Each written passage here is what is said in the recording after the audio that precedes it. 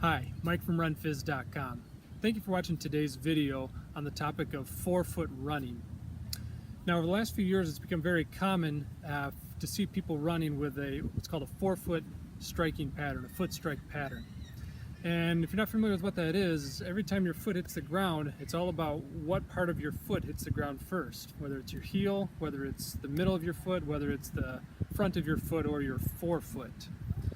Now, it's become a lot more common that people have intentionally moved to a forefoot striking pattern. And so what I want to do today is cover some of the reasons why people have gone to that, as well as discuss some of the ramifications of that, and in order to help you make a more informed decision whether that's the right thing for you to do or not. So a few years ago, there was a big movement in the running world. Part of it was due to the book Born to Run, as well as minimalist shoes coming out. And a lot of attention was given to the way you run, the form that you use, as well as especially how your foot hits the ground. And I think overall that's been a good thing, that there's been a lot more attention given to how we run, that we don't just take it for granted and rely on our default mode. So one of the common bad habits that a lot of runners make is that they tend to overstride, which leads to a very heavy heel strike pattern. As you can see in the video, this can lead to a very inefficient way of running. And so a big part of the minimalist movement, and again the attention to running form over the last few years, we've figured out that landing hard on your heel is just not a good way to run. It's very inefficient in a lot of ways and can be hard on your joints. So what's come of that, though, is a swing to the other extreme, that if heel striking is bad, then let's just avoid landing on our heel altogether. And so a lot of people have decided to try to avoid landing on their heel and just land on their toes, essentially around their forefoot. Now, there's a few things that you've got to be very, very careful when you think about adopting that type of a foot strike pattern. And that's what I want to cover here today. For one, every time you land with your foot on the ground, there's going to be a moment of loading as far as your foot hitting the ground, your body weight being accepted onto that foot. And that loading, what it does is that it creates potential energy in the muscles, because as you load the muscles, they're stretching, and that creates this elasticity in the muscle that gives you free energy, a free passive energy to help propel you forward. So as I land, the force of the ground pushing up into my body creates a stretch into my calves, into my quads, into my glutes, hamstrings, a whole bit. And what that does then is that stretches the passive parts of the muscle and gives me some free energy that I can use to propel myself forward. So muscles are happiest when you load them first before you actually ask them to create or to generate a force.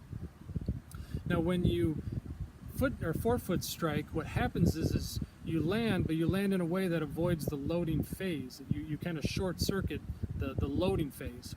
So what that does is it causes especially your calf muscles and the muscles of the plantar surface of your foot to have to work extra hard. Because what you're doing is asking them to contract in the same way to give you the same push off, but yet you're not loading them first.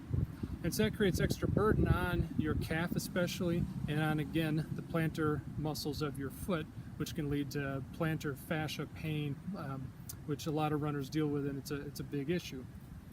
And so as you consider whether to adopt that pattern, think about it from that perspective. Is if your muscles are going to have to work extra hard, is that really the thing to do? Now, I've met some runners who have told me that the only way that they overcame their injury was to adopt a forefoot striking pattern, in which case I say more power to you. That's wonderful. So, but I want to encourage you to really think about whether it's the right thing to do, because a lot of people have adopted that pattern thinking, okay, if I don't want to overstride and I don't want to have the heavy heel strike, how can I avoid that altogether? And they swing the pendulum too far the other way. So if they think if I land on my toes, then I'm going to avoid any of the inefficiencies that come from overstriding, and that way I'm going to be a more efficient runner. And again, on a surface level, that does make a lot of sense.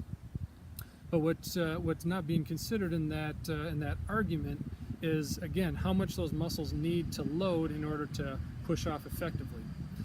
And most people, when they think about running, they just think about it in terms of sagittal plane motions. So any motion going forward is in the sagittal plane of movement.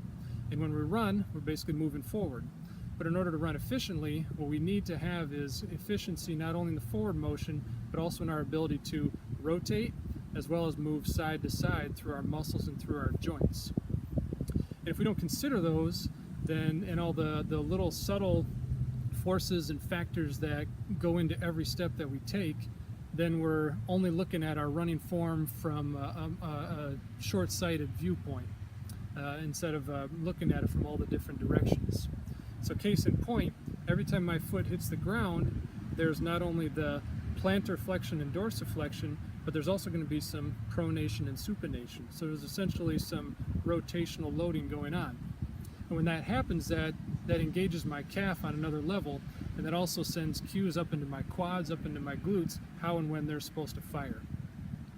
And if I avoid that full loading, then my foot doesn't go through that wobbling, that supination, pronation, and then the muscles aren't getting the proper signals how and when they're supposed to fire. They're not getting the input from all those different planes to allow them to fire efficiently as they unload.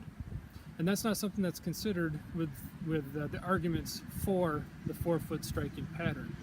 But again, if you don't consider it from all different angles, then you're looking at it only through some blinders. And so I want to encourage you to be very, very careful as you consider this, and maybe talk to a coach, talk to a physical therapist, or someone who can shed some knowledge on whether this is a right move for you. Now, if you're still thinking about adopting a forefoot striking pattern, perhaps to avoid knee pain, to avoid hip pain, because there are studies that show that if you adopt a more forefoot striking pattern, that'll decrease the strain on your quadriceps and on your glutes. In which case, if you're an older runner perhaps that's trying to run without knee pain, then this may be a positive thing for you. So if you're going to do that, what you want to do though is build up the strength and the dexterity of your foot, as well as the flexibility throughout your calf, as well as especially through your toes, because you're going to need that in order to run in that way. So I'm going to show you a few exercises here to develop the habits and the muscle control that you need in order to be a better forefoot runner. Even if you're not considering being a forefoot runner, these are still good exercises to do to strengthen your feet and strengthen your calves. So I'm going to show you those here real quick, and hopefully you can make sense of them, and certainly reach out if you have any questions. Check out the Facebook page for RunPhys, as well as subscribe to the blog if you haven't already, and share this with a friend who may find it useful. So with that, let's have some fun with these. Run fast, friends.